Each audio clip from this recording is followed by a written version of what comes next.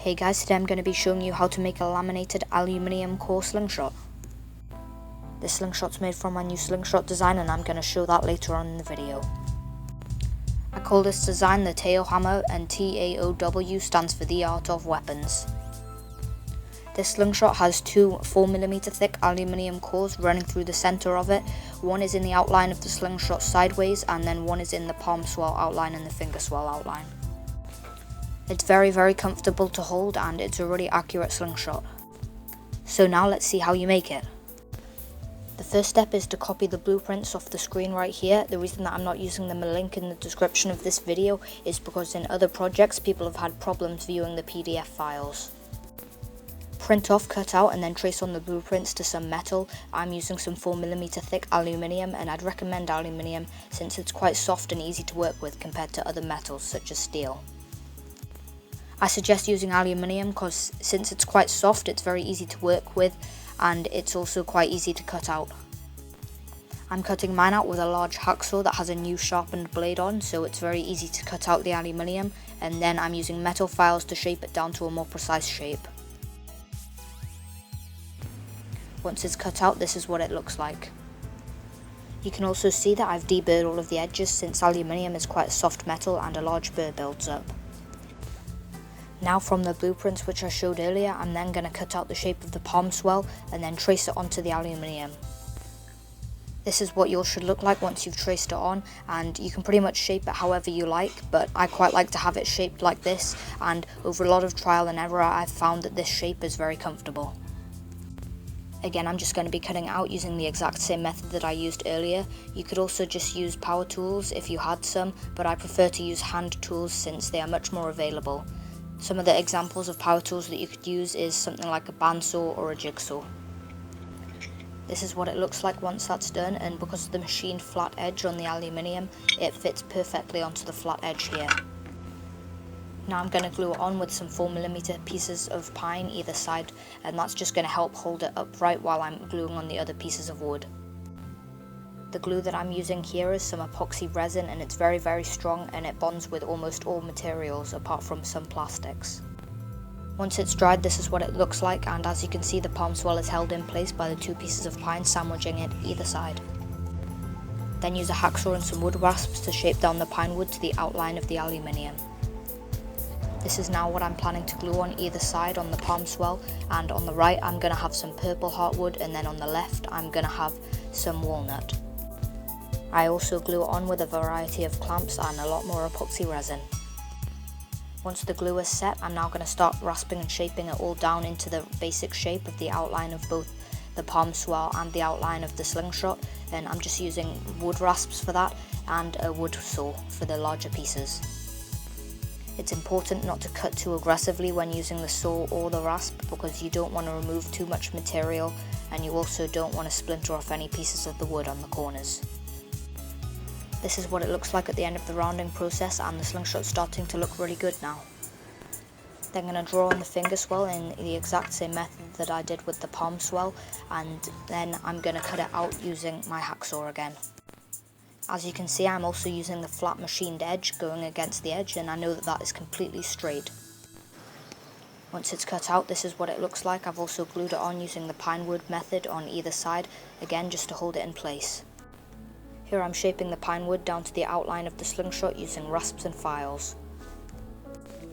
Once that's finished, you can hold the slingshot and you can really feel it starting to take shape. To fill in the gaps on the finger swell side, I'm then going to glue on two pieces of rare Irish wych elm wood, and this wood is from the burr of the tree, so it's going to have a really nice grain. As always, the glue I was using was epoxy resin. I'm now again just using the same combination of rasps, files and a wood saw to shape down all of the wood. After that's done, the contrast between the wych elm and the pine wood is pretty nice. I'm now going to glue on some offcuts of Mahonia which I got from a shrub that we chopped down in our garden, and this was really wet wood but it dries out really yellow. Once that's glued on and shaped down, I'm actually surprised at how yellow it came out, and I'm really pleased with it since I got the wood for free. The next stage in my plan is to glue on two thin pieces of 1mm thick copper on either side of the top bit here. Once that's done, I also glue on 2 pieces of 1 centimeter thick black plastic, and I believe this plastic is called phlonomic sheeting or something like that, and it's very strong and will reinforce the forks completely. I shape it down using rasps and files, and it does take a very long time since the plastic's very hard, but then it's worth it since it reinforces the slingshot fork a lot. After it's shaped down, it looks really nice, and I really like the contrast between the witch elm wood, the yellow mahonia wood, and then the black plastic, and I think that this looks really nice. The next step is to draw out the shape of the forks onto some aluminium sheet again, and then I'm just going to cut that out and glue it over the black plastic to reinforce the slingshot forks even more. Although cutting out the sheet aluminium can be really time consuming, I think that it is really worth it with the final result, and I really do like gluing on bits of metal and bits of other materials as well. The pieces of metal are then glued on, and I file them flush to the rest of the slingshot forks. After that's done, I then also glue on some 7mm thick mahogany wood, which will leave a very nice grain once it's sanded down. I then also glue and pin in some elm wood over the mahogany just to fill in the gaps that were created by the different curves of the slingshot. For the pins, I use some thin pieces of fiberglass rod, which are going to turn out very nicely with a good contrast against the wood. Since the mahonia wood turned out so well earlier, I've decided to get some more pieces and glue it down, and I'm just going to glue it over the fork area here. It's quite hard to shape the mahonia wood since it's from a natural tree branch, and it's very brittle wood that is very easy to crack off. After that's done, the slingshot is nearly finished, and I've just put in 2 metal pins which aren't quite cut down yet, and that's just going to help to hold all of the fork together since it's going to be taking a lot of stress. For this next step here, I'm just going to be using some Dremel tools which I bought off Amazon for £6, and they were definitely worth buying if you're a keen slingshot maker. I'm using the Dremel tools to sand the curves, but you could alternatively just use some sandpaper wrapped around a file or a wooden dowel. What I really like about using the Dremel tools is you can use larger or smaller ones for different radiuses of curves, and then you can get the curves exactly round instead of having them lumpy. Also, they leave a very smooth finish and a very smooth joint line between laminations.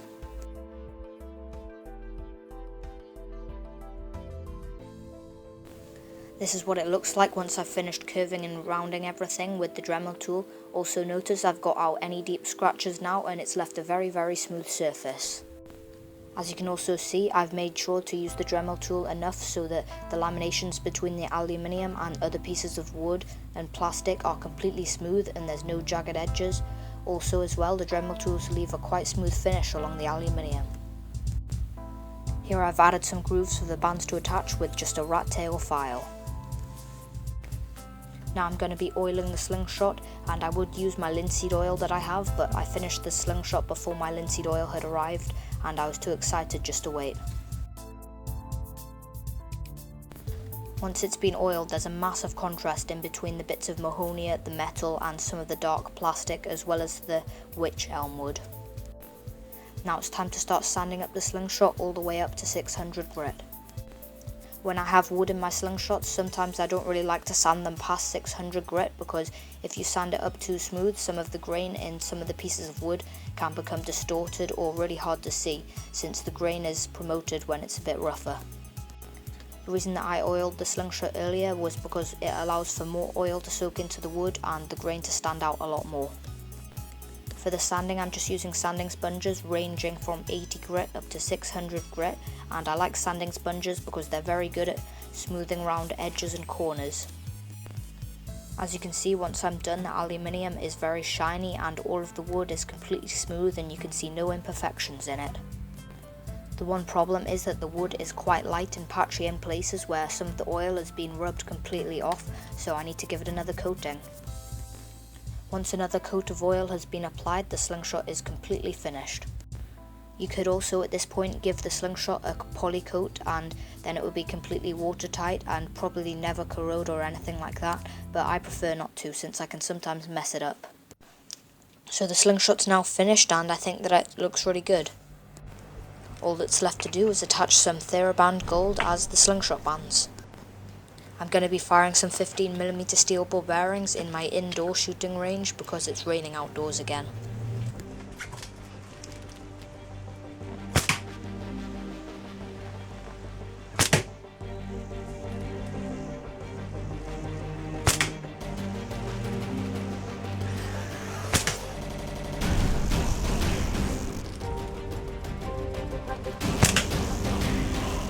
so the first 2 shots were well off, but then I managed to get the last 3 shots pretty close to the centre.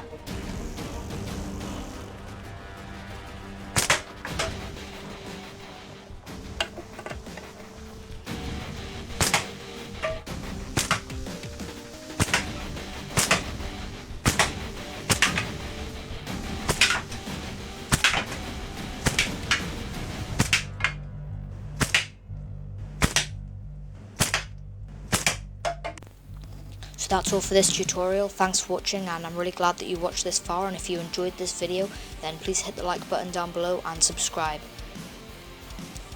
If you have any suggestions for what you want me to make in a future slingshot or slingshot related project, then just please post a comment down below.